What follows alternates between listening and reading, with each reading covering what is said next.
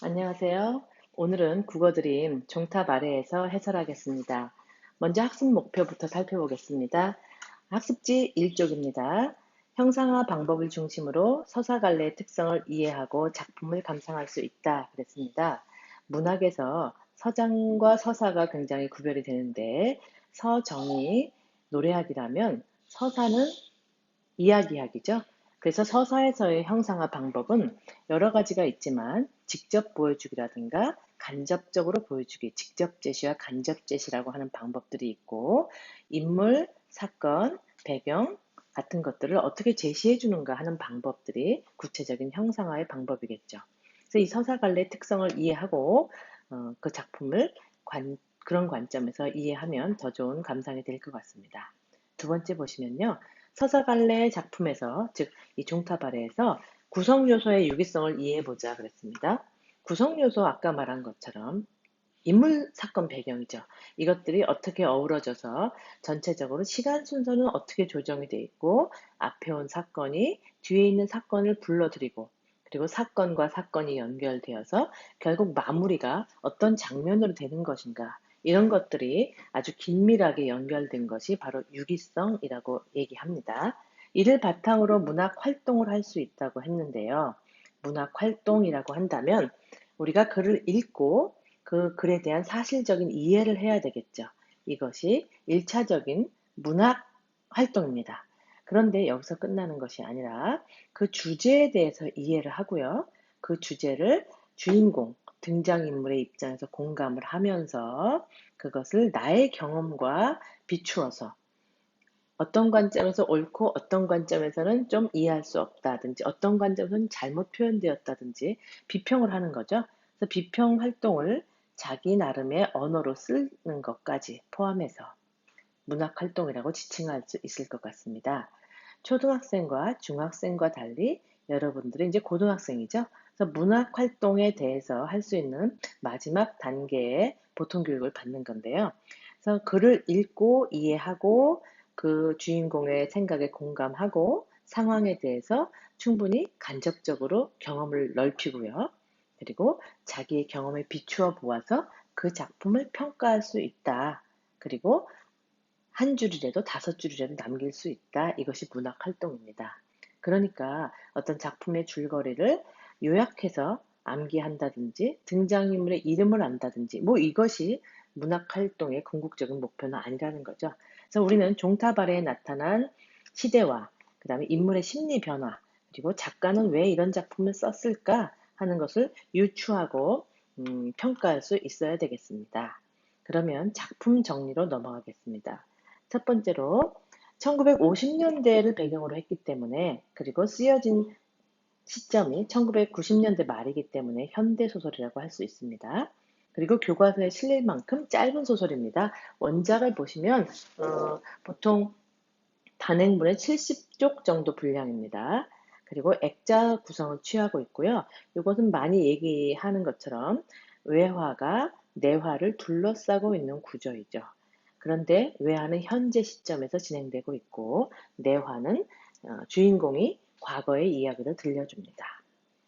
그 다음에 이 작품의 소설은 사실적인 그 묘사를 해주고 있고요. 향토적으로 진행되고 상징적입니다. 왜냐하면 전라북도 익산이라고 하는 지방색을 잘 드러내주고 있고요. 그 지역의 소년이 사용에 씀직한 사투리를 통해서 그 정서를 잘 보여주고 있죠. 그래서 향토적인 분위기를 갖고 있다. 그 다음 상징적이라고 한다면 이 작품에서 종소리가 눈이 보이지 않는 소녀이기 때문에 청각이 굉장히 중요하죠. 종소리가 시종일관 뭔가를 상징하고 있습니다. 계속 들려오고 그리고 소년이 소녀를 위해서 들려주는 백마 이야기가 이 종소리를 좀 더 입체화시키고 의미를 부여해주는 그런 상징성을 갖습니다. 배경 보겠습니다. 넓게 보면 한국 전쟁이라는 평화 시절이 아니라 전쟁이라는 것이 큰 테두리가 되겠고요. 구체적인 지명은 전라북도 익산이 되겠습니다. 익산을 배경으로 설정함으로써 이 작품이 군인의 이야기가 아니고 격전이 일어난 곳이 아니고 전방이나 전투가 보이지 않습니다. 그리고 시청 앞이라는 공간을 통해서 벽보에서 전황을 접하게 되는 즉 소녀는 직접적인 전쟁의 피해자가 아니다라는 거죠. 전쟁의 잔인성을 알지 못하지만 그런 잔인한 언어를 사용하는 사람 정도로 설정이 되는 겁니다.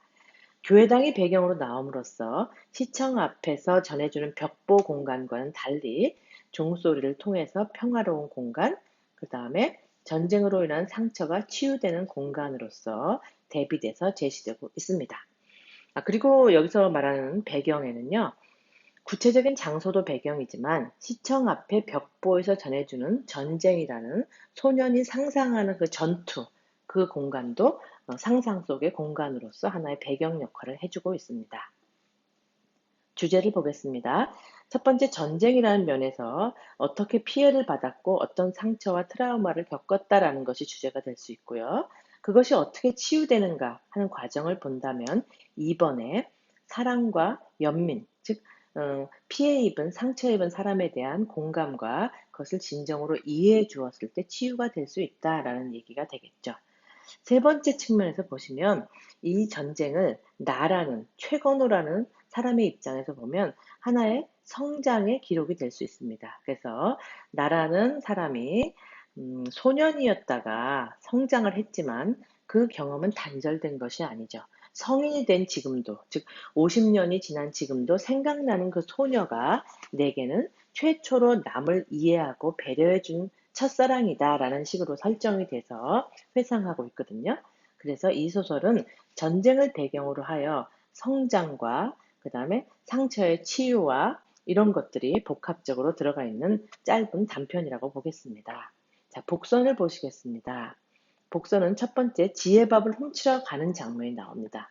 왜 이 지혜밥을 훔치러 가냐면 전쟁 상황이어서 소년이 배가 고프죠. 그리고 장난으로 할 것이 없기 때문에 그저 짝눈이 아저씨가 지키고 있는 지혜밥을 훔치러 갑니다. 훔치러 가는 것 때문에 집으로 곧장 돌아가지 않고 애둘러 가죠. 애돌아 갑니다. 학생들이 질문하더라고요. 왜 바로 뒤에 가서 훔치면 되지? 먼 길을 굳이 돌아서 뒤에서 훔칠까요? 이렇게 질문하는데 그 주장에서 널어놓은 밥은 아주 넓게 펴놨을 거예요. 그래서 뒤로 돌아가서 했을 때 아저씨가 잡을 수 없었고, 그 다음에 아직 어린 소년이었기 때문에, 아저씨를 지나서 뒤돌아서 훔친다는 생각하지 않고 처음부터 멀리 돌아가서 보이지 않게 훔친다라는 설정을 했던 것 같습니다. 그래서 지혜밥을 훔치러 갔기 때문에 군수관청을 지나게 되고 거기서 소녀를 만나게 하는 그런 설정인 거죠. 그리고 두 번째는 교회 종소리인데요. 그 종소리가 들리면서 종소리가 어떤 의미를 갖는지 설명해 주면서 명은이가 종을 치고 싶다라는 소망을 갖게 되는 거죠. 교회 종소리가 복선이 됩니다. 세 번째 백마 이야기는요. 그 종소리에 어떤 의미를 부여할 것인가에 관한 복선이 됩니다. 백마가 보호를 받고 억울함을 해소한 것처럼 명훈이도 종을 침으로써 자기 소원을 이루게 된다라는 설정을 하기 위한 복선이라고 볼 수 있겠습니다. 중심 인물입니다. 무엇보다 소녀와 소년이죠. 누가 주인공이냐에 따라서 조금 달라질 수 있겠는데요.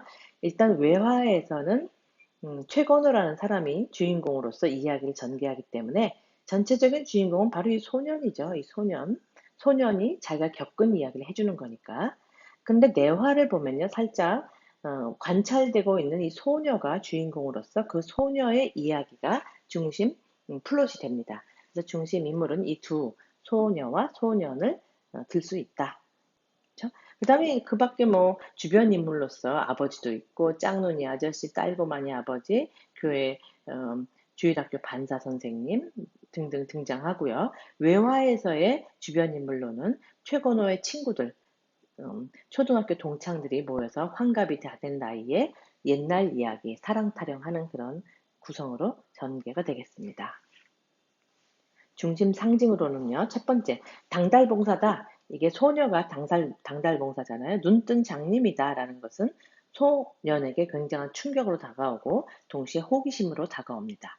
왜 충격이냐면 자기 나이의 또래의 소녀가 눈뜬 장님이다라는 것과 동시에 이 아이가 자기와는 다른 서울 아이고 굉장히 말끔하기 때문에 다른 것에 대한 호기심을 갖는 거죠. 두 번째 상징입니다. 백마 이야기죠. 이 백마는 어떤 걸 상징하냐면 굉장히 억울하고 버림받은 존재죠. 그리고 상처받은 존재고요. 이 백마는 명은이가 동일시하는 그런 존재가 됩니다.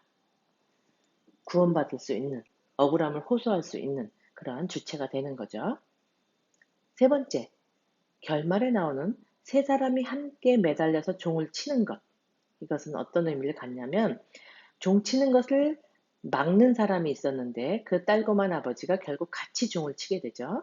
꼬마 둘이서 힘겹게 종소리를 못 내고 있었는데 아저씨가 합세함으로써 종의 줄이 더 무게가 더해져서 어, 운동이 더 활발해졌을 거고 활동 에너지도 더 커졌을 겁니다. 그래서 종소리가 더 힘차게 쳐지게 하는 그런 역할을 하게 되는데요. 의도하든 의도하지 않았든 함께 종을 침으로써 명은이가 소원을 빌고 그 소원이 이루어질 것을 기원하는, 그리고 더 확대한다면 평화를 기원하는 그 이야기가 주제로서 넓게 넓게 퍼져나간다라는 그런 설정이 되겠습니다. 그래서 중심 상징 세 가지는 이렇게 당달봉사, 백마 이야기, 종 치는 것, 이 정도로 생각하시면 될 것 같습니다. 그 다음에 밑에 내용은요, 여러분들이 쭉 보시면서 선생님하고 같이 수업하면서 정리하면 될 것 같고요. 그 다음 페이지 보시면 낱말 뜻입니다. 낱말 뜻을 여러분들이 많이 보내주셨는데요. 과제물을 보고 선생님 느낀 게 뭐냐면, 일단 낱말 뜻이라고는 되어 있지만 이것은 단순히 낱말을 안다라는 문제가 아니고요. 첫 번째 활용을 해야 된다는 겁니다. 활용을 해야 되는데 단어에서 그치는 것이 아니라 어떤 문장을 형성할 수 있어야 됩니다. 문장을 제대로 쓴다는 것은 뭐냐면요. 그 문장에 서술어가 있겠죠. 서술어가 있고 주어가 있고 목적어가 있고 보어가 있고 서술어가 있을 것입니다. 그래서 어떤 서술어냐에 따라서 목적어가 필요하기도 하고 보어가 필요하기도 하겠죠. 즉 문장에 필수 성분이 들어가 있으며 서술어가 주어나 목적어, 보어와 서로 호응을 해야 되겠습니다. 그래서 문장을 제대로 쓴다는 것이 사실 쉽지 않은 일입니다. 자, 그래서 문장이 호응 관계가 분명한 문장을 써라라는 거고요. 두 번째로는 그 내용에 있어서 인과관계가 성립이 돼야 되겠죠. 이 얘기는 내 짝은 앙바틈했다. 그렇게 쓰면 왜 앙바틈했고 앙바틈해서 어땠다는 건지 그게 드러나 있지 않거든요. 그래서 제일 간단한 문장인 주어와 서술어로 두 개의 어절로 문장을 만드실 때 흔히 범할 수 있는 오류가 뭐냐면 우스꽝스러웠다. 왜 우스꽝스러웠다는 거지? 그죠? 그 다음에 고즈넉했다. 어떤 상태로 언제 고즈넉했다는 건지. 그 다음에 비라를 쳤다. 왜 무엇을 비라를 쳤다는 건지. 그쵸? 이런 내용이 성립이 좀 돼야 돼요. 예를 들어서 뭐, 음, 그악스러웠다. 그는 그악스러웠다. 그럼 그가 왜 그악스러웠다? 어떤 면이 그악스러웠는지 이런 것들이 좀 설명이 돼야 돼요. 그래서 수식되는 관계라든가 또 인과관계가 좀 성립이 되게 문장을 구성하셔야 됩니다. 그래서 필수 성분이 꼭 들어가야 되고 내용상 필수 성분이 들어가야지 그 문장을 쓴 사람 외에 그 문장을 읽은 사람이 다른 설명 없이도 이해할 수 있어야 되겠습니다. 그래서 문장은 반드시 모든 말이 그런 것처럼요. 혹은 말이나 글이 최초의 발화자가 있잖아요. 혹은 쓰기 한 작가가 있겠죠. 문장을 쓴 사람이. 그럼 이 문장을 통해서 그 이야기를 들은 사람, 즉 청자 혹은 독자가 이 문장으로 이해를 할 수 있게 하셔야 됩니다. 그러니까 이 사람이 추가 설명을 안 해도 이 최종적으로 듣는 사람 혹은 읽는 사람이 이해가 될 수 있도록 써주어야 완벽한 문장이 되겠습니다. 달리 말한다면 여러분들이 답을 쓰셨을 때요. 선생님들이 이걸 채점하죠? 선생님들이 채점하실 때 선생님 원래 이게 이러이러한 뜻이었어요 라고 말로 추가로 설명하지 않아도 선생님이 이해가 돼야 완벽한 문장이 되는 겁니다. 자, 그래서 이 낱말의 힘은 여러 가지 예시는 선생님하고 수업할 때 구체적으로 보겠는데요. 여러분들이 많이 실수하는 문장들이 조금 있더라고요. 자, 요것들을 주의사항을 꼭 기억하시면서 문장을 활용해 보시면 이것이 문학 작품에서 교과서 본문에 있는 문장을 활용하셔도 좋고 변형하셔도 좋고 합치셔도 됩니다. 그렇게 하면서 여러분들의 글쓰기 능력이 많이 신장될 것으로 보입니다. 자, 3쪽입니다. 내용 확인하면서 읽기. 159페이지까지의 내용인데요. 처음에 어디서 만났습니까? 군수관사에서 만났죠. 그때 내가 놀라는 이유는 무엇이었죠?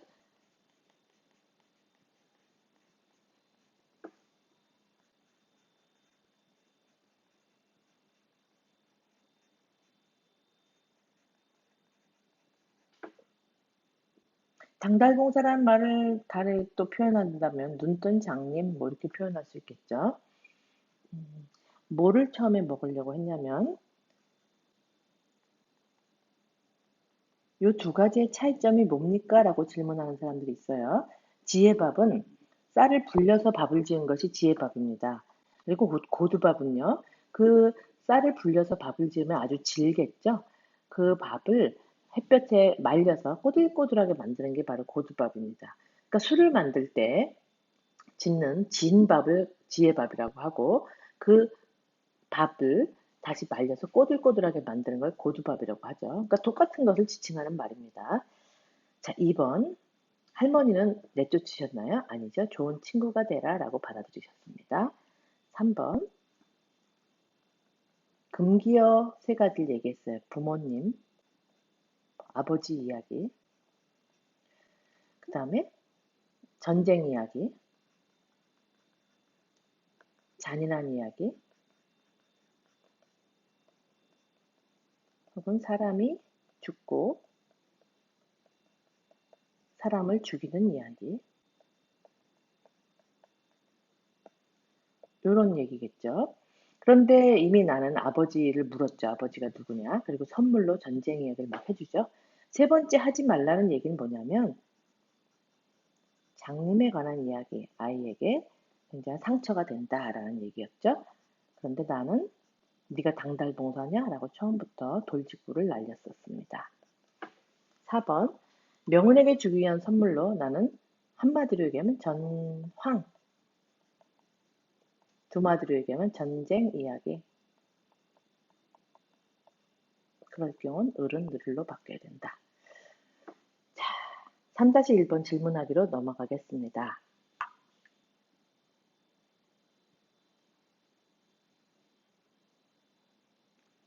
아버지는 왜 나에게 화를 내셨을까요? 여러분들이 대부분 이렇게 쓰셨습니다.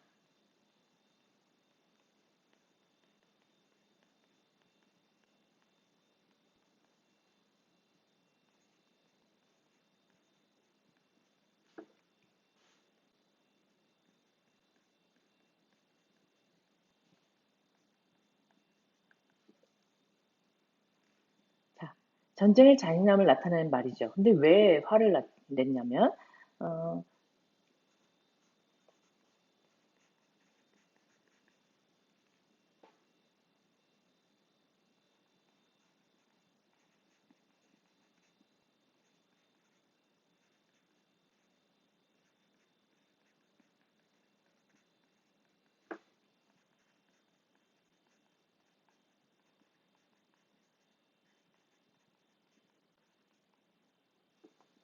자, 부모님은 자기 자식이 그런 낱말, 잔인한 낱말을 알고 사용하지 않기를 바라는 마음이 드러나 있는 거죠. 2번입니다.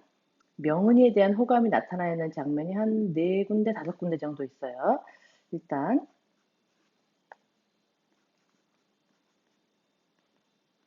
155페이지에 있고요. 여기서 호기심이 드러납니다.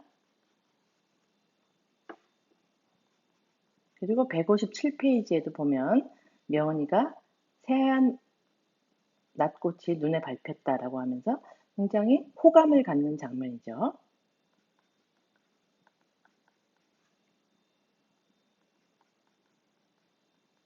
그리고 다시 만나면서 굉장히 예쁘다라고 생각하면서 얘가 좀 소년이니까 이성적인 호기심 여기서 드러납니다. 그리고 158페이지 둘째 줄부터 보시면 선물을 갖다 주죠. 뭔가 자기가 좋은 것을 전해주고 싶어서 선물을 갖다 줍니다. 그리고 160페이지 25째 줄 이하에서도 이 아이에 대한 관심이 드러나고 있습니다.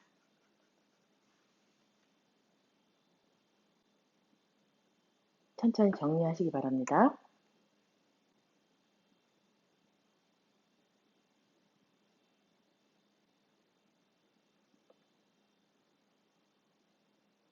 자, 3번부터 보시겠습니다. 명은이는 왜 화가 났을까요?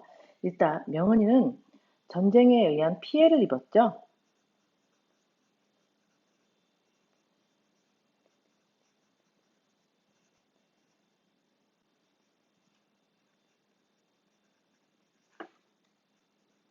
명은이가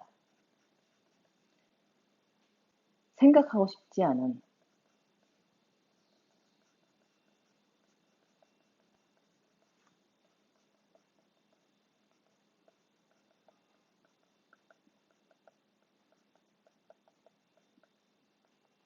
그런 잔인한 이야기를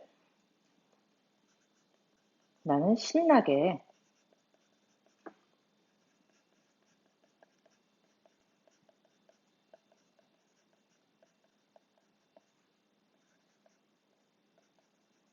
이야기를 하기 때문에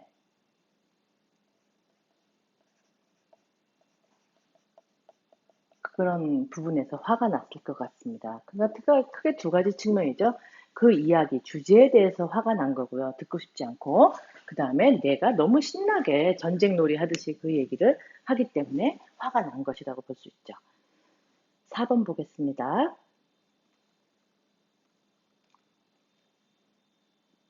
나는 전라도 사투리를 쓰죠. 이 사투리가 이 소설에서 어떤 영향을 주냐면 명은이와 내가 쓰는 어휘가 좀 달라요.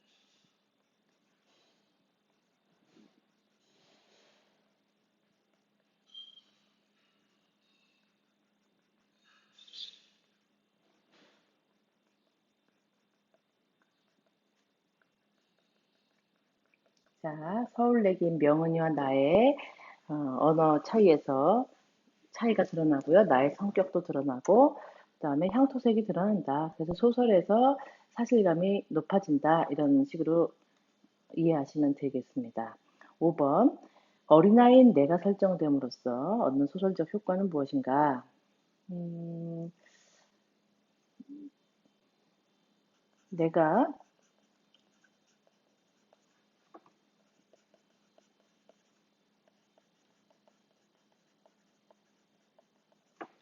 어린아이의 관점에서 전쟁을 관찰하게 되겠죠?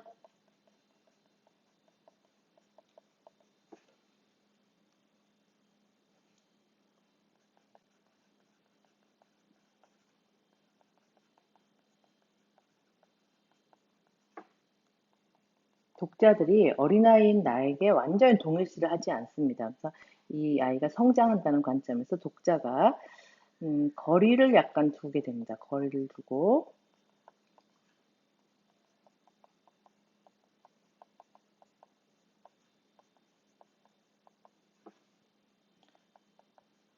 주인공이 명은이와의 관계나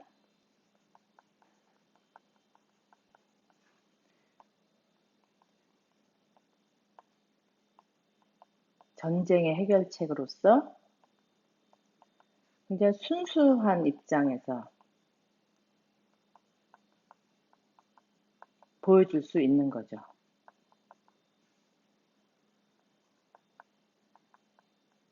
자, 정리하면요.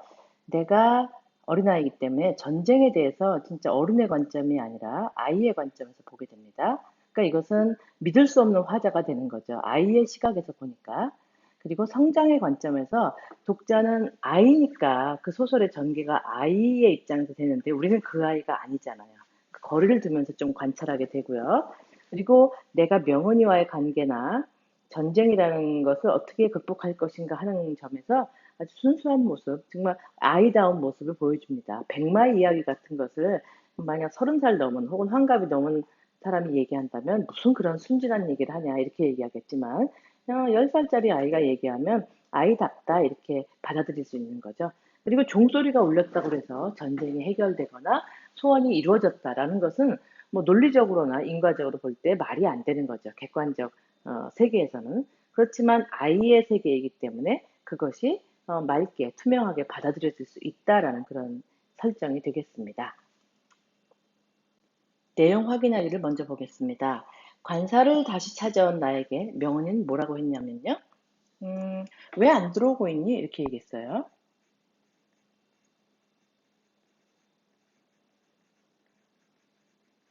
자, 맨 처음 관사를 찾아왔을 때 명은이는 뭐라고 했냐면 거기 누구? 이렇게 물어봤거든요. 그래서 후이지? 뭐 이렇게 알 수 없는 아이에 대해서 경계심을 드러냈다면 지금 왜 안 들어오고 있니? 라는 것은 화해, 받아들임, 수용 이런 의미를 갖는 말입니다. 그래서 거기 누구는 경계, 왜 안 들어오고 있니? 라는 말은 수용. 2번 보겠습니다. 한 명만 골라서 무슨 영광을 줬어요? 종 칠 수 있는.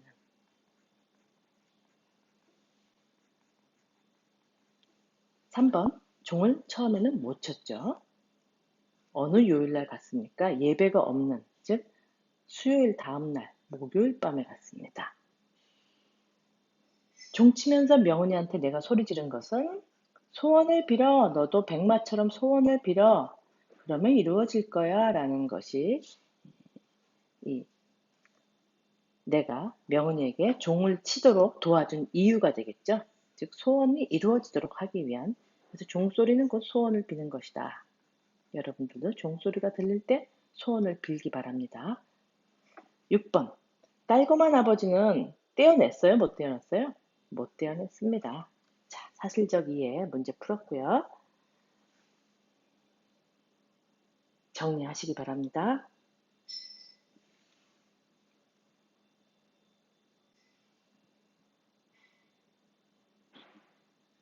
명은이가 종치는 일에 관심을 보인 이유, 관심 보인 이유죠. 명은이는 백마 이야기를 들었기 때문에 백마가 어떤 처지였어요? 백마의 처지와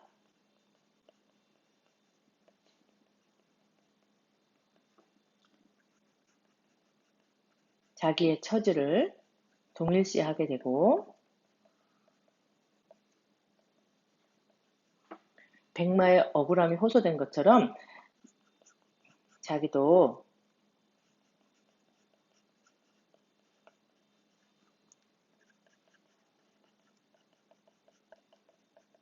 전쟁으로 어떤 피해를 입었냐면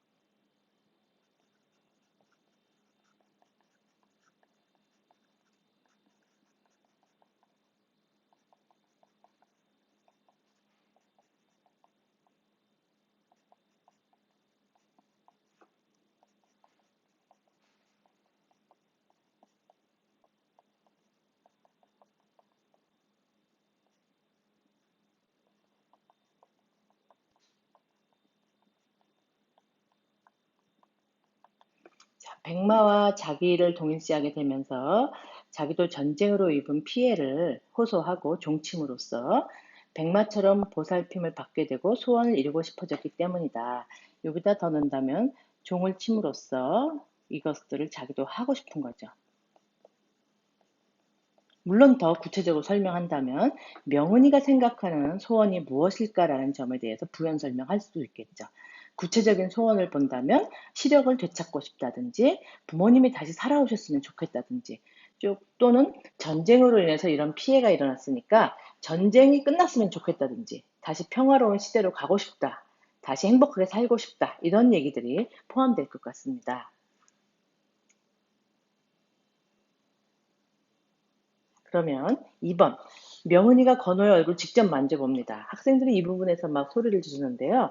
얼굴을 만져본다는 일은 지금 볼 수 없는 명은이, 볼 수 없는 명은이가 볼 수 없기 때문에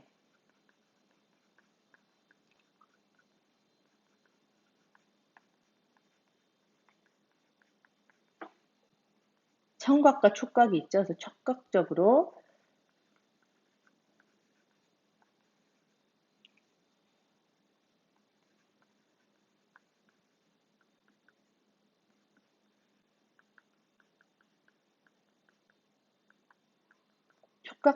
건호의 얼굴을 기억하고자 하는 것이고요. 이거는 건호에 대해서 최초에 만났을 때 너 못생긴 애야라고 얘기했잖아요.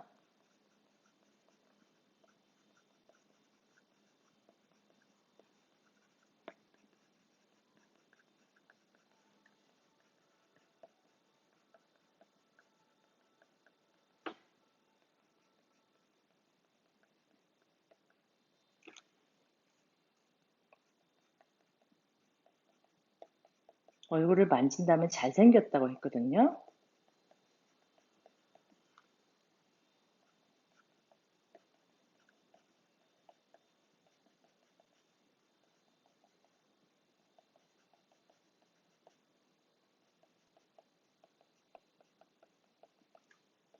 고마움의 표시죠.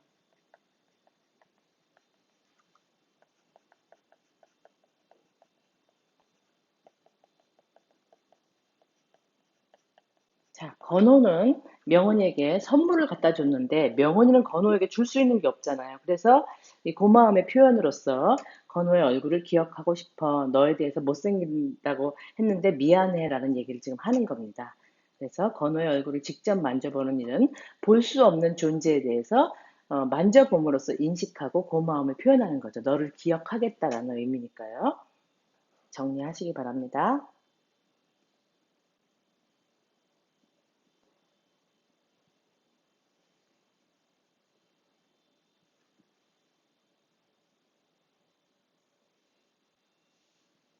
딸검한 아버지가 밧줄에 매달려 함께 종을 친다라는 것은 딸검한 아버지는 일단 반동인물이에요. 반동인물은 주동인물이 하는 것을 방해하는 사람이거든요.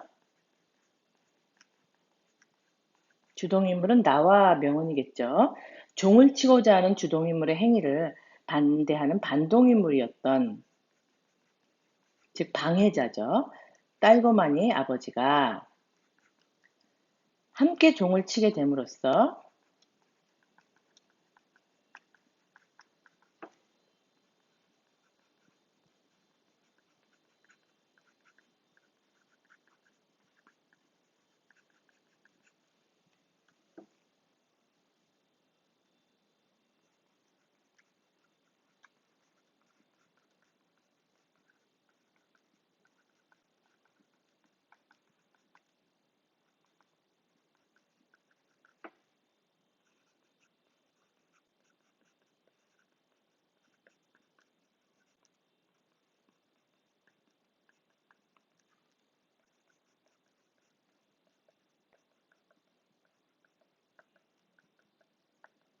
여러 사람이 힘을 합해서 전쟁의 상처, 전쟁의 피해를 이겨낼 수 있다라는 부분, 화합하는 장면으로 확대해서 해석할 수 있습니다.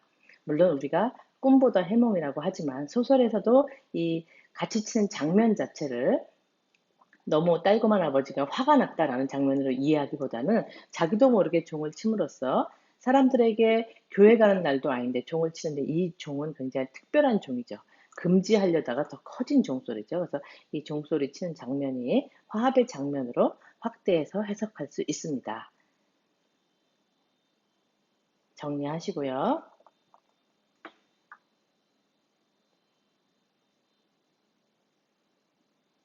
그러면 종을 치면서 명은이는 그렇게 기쁘게 종을 쳤는데 왜 울음을 터뜨렸을까요?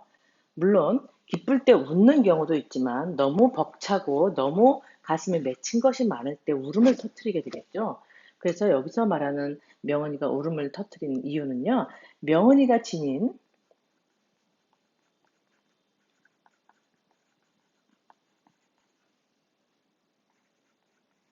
전쟁으로 인한 피해자로서 지닌 억울함, 그리고 두려움, 자기는 이제 앞으로 어떻게 해야 되나, 눈을 뜨게 될까, 어떻게 살아야 되나, 뭐 이런 것들이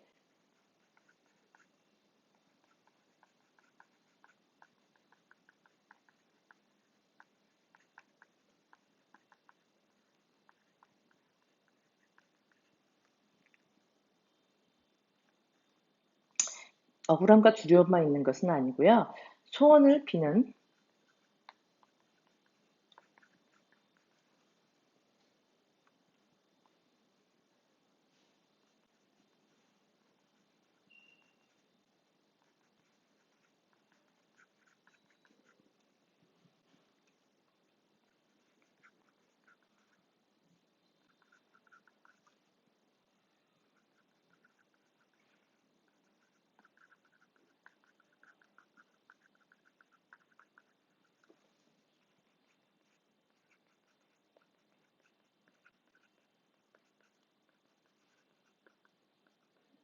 이 부분에선 두 가지 포인트를 짚어주셨으면 좋겠습니다. 왜냐하면 웃는다는 것에 갖는 부정적인 느낌, 즉 억울하다, 두렵다, 그다음 괴롭다 이런 느낌도 있으면서 동시에 이제 드디어 내가 가슴속에 꽁꽁 숨겨놓고 억눌렸던 감정을 표출했다. 그래서 희망적인 느낌도 있다. 이 두 가지 측면이 복합적으로 작용한 것 같습니다. 자, 그러면 마지막 문제로 넘어가겠습니다. 종치는 이야기로 내화가 끝났어요. 그럼 어떤 소설적인 효과를 가질까요? 이것은 일종의 열린 결말이죠. 그 다음에 어떻게 됐다는 얘기가 없어요. 그래서 열린 결말로서 독자에게 항상 열린 결말은 뭘 주죠? 상상의 여지를 줍니다.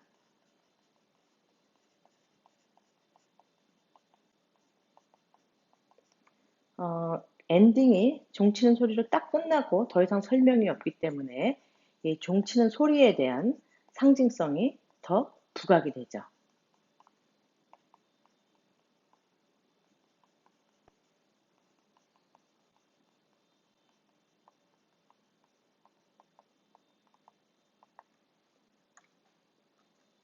그리고 이 소설에서 얘기하는 것처럼 종소리는 결국 전쟁으로 인한 피해를 어, 극복하는 거잖아요. 그래서 전쟁의 상처를 치유하고 위로하고자 하는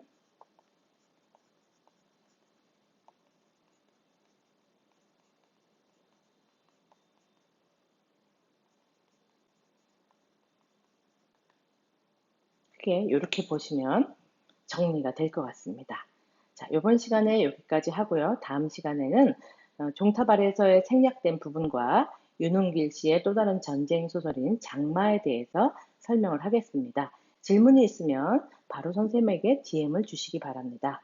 이번 기말고사 준비도 잘 하셔서 종탑 아래에서 모두 만점 받으시기를 기원하겠습니다. 수고하셨습니다.